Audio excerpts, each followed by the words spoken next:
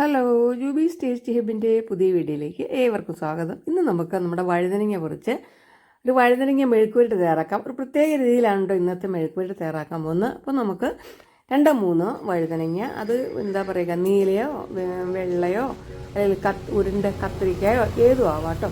അപ്പോൾ അതാ ഞാൻ 3 വഴുതനങ്ങ പറിച്ചെടുക്കുന്നുണ്ട്. അതിൽ വെള്ളയുണ്ട്, ഇത് വെള്ളയാണ്, മറ്റേ രണ്ടും ഒരു ഇളം നീല കളറാണ്. അപ്പോൾ ഇത് നമുക്ക് കൊണ്ടുപോയിട്ട് ഒന്ന് കറി തയ്യാറാക്കണം.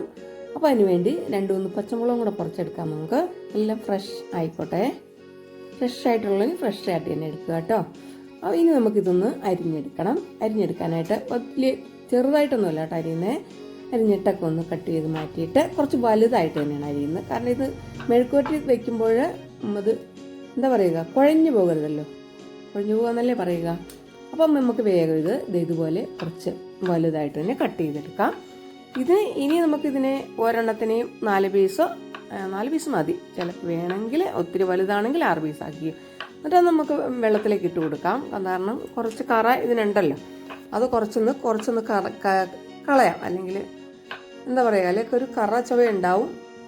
പിന്നെ എന്താണെന്ന് വെച്ചാൽ കളറും ഇങ്ങനെ ഒരു സൈസ് കറുത്ത പോലെ ആയിപ്പോവും. അപ്പോൾ അതാ എല്ലാം അരിഞ്ഞെടുത്തിട്ടുണ്ട്. ഇനി നമുക്ക് അതിനകത്തേക്ക് കുറച്ച് ഉപ്പ് ഇട്ടിട്ട് ഒന്ന് ലെവൽ കഴുകി മാറ്റി വയ്ക്കാം. പിന്നെ എടുത്തിരിക്കുന്നത് കുറച്ച് ചുവന്നുള്ളി, 2 പച്ചമുളക്, ഇത്തിരി വെളുത്തുള്ളി, ഇത്തിരി ചെറിയ ജീരകം, അര സ്പൂണ്. ഇത് വാളംപുളി വെള്ളത്തിട്ട് വെച്ചിട്ടുണ്ട്. നമുക്ക് പാനെടുപ്പത്ത് വെച്ചിട്ട് ഞാൻ ഇരുമ്പിൻ്റെ തവയാണ് വെച്ചിരിക്കുന്നത്.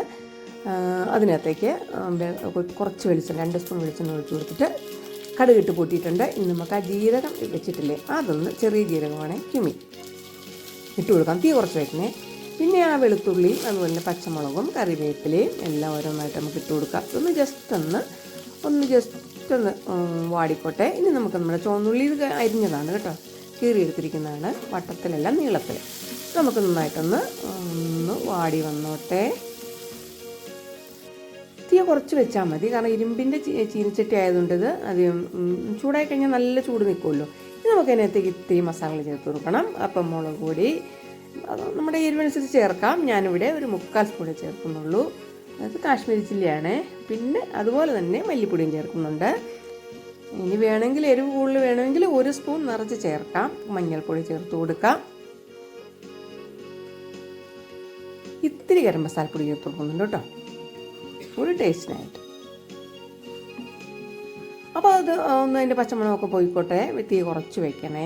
അപ്പോൾ പച്ചമണമൊക്കെ ഒന്ന് പോയിട്ടുണ്ട് പൊടികളുടെ. ഇനി നമുക്ക് നമ്മുടെ കഴുകി വാരി വെച്ചിരിക്കുന്ന വഴുതനങ്ങ വീരനങ്ങോട്ട് ഇട്ട് കൊടുക്കാം. ഇനി നന്നായിട്ട് നമുക്കൊന്ന് ഇളക്കി കൊടുക്കണം. ഇളക്കി കൊടുത്തിട്ട് ഒരു 5 മിനിറ്റ് ഒന്ന് അടച്ച് വെച്ച് വേവിക്കണം. അപ്പം നമുക്കിതിനകത്തേക്ക് ഒന്ന് വെന്ത് കിട്ടണമല്ലോ വഴുതനങ്ങ. ഇത്തിരി ഉപ്പാണ് ഇട്ട് കൊടുത്തു കേട്ടോ.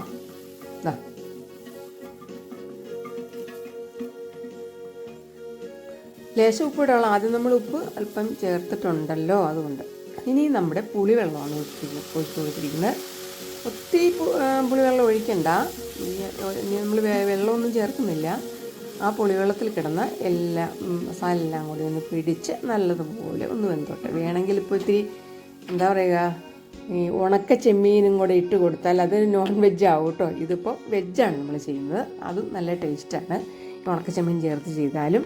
അപ്പോൾ ഇത് നമുക്കൊന്ന് നന്നായിട്ട് ഇളക്കി കൊടുക്കാം. അധികമൊന്നും വേവണ്ട. ഇത് കായമാണ്, അല്പം കായം, ഒരു പിഞ്ച് കായപ്പൊടിയും ഇട്ട് കൊടുത്തിട്ട് ഇളക്കി. ഇതൊരു നല്ലൊരു പ്രത്യേക മെഴുക്കുവരട്ടിയാണ്. നിങ്ങൾ ഒരിക്കലെങ്കിലും ഇത് ചെയ്ത് നോക്കണേ.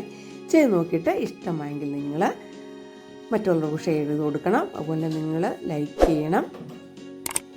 ആദ്യമായിട്ട് എൻ്റെ ചാനൽ കാണുന്നെങ്കിൽ ഒന്ന് സബ് ചെയ്ത് സപ്പോർട്ട് ചെയ്യണേ.